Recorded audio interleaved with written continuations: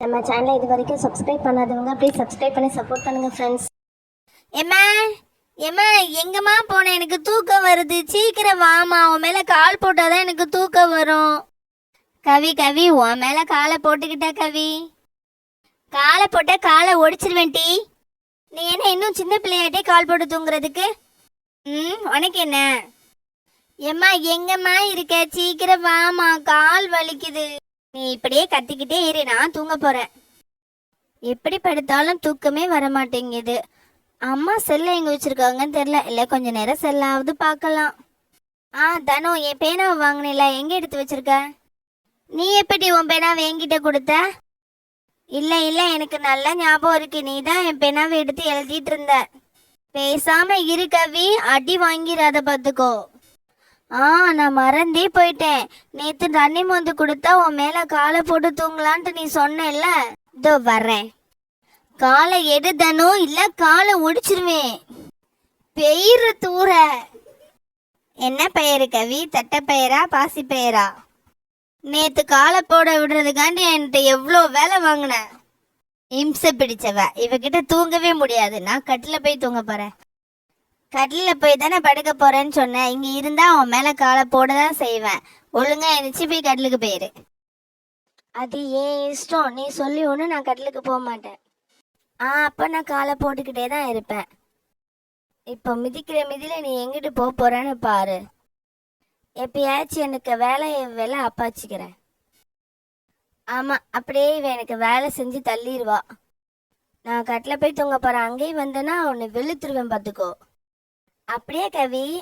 என் துணிலாம் நிறைய வெளுக்க வேண்டியது இருக்கு கவி. வெளுத்துறியா? என் மூடுறியாட்டி? கவி, நான் உன்கிட்ட ஒரு கேள்வி கேட்குறேன். அதுக்கு ஆன்சர் சொல்லிட்டேன்னா நீ சொல்றத நான் கேட்பேன். பசுமாடு ஏன் பால் தருது? அதால டீ காஃபிலாம் தர முடியாது, அதான் பால் தருது. பேசாம பட்டுக்கிறீங்களா இல்லையா? மணி என்ன ஆகுது? 11 ஆகுது. அம்மாவே சொல்லிடுச்சு. தனு, தூங்கிட்டியே தனு? தனியா படுக்க பயமா இருக்கே. சரி, கீழே வந்து படுத்துருவோம். கீழே வந்தனா பார்த்துக்கோ.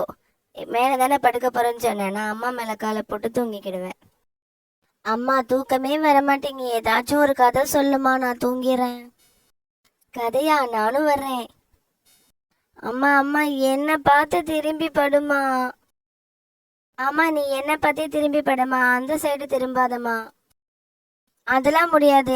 எம்மா, நீ இந்த பக்கம் திரும்பி படுமா. அம்மா, என்ன பார்த்து படுமா.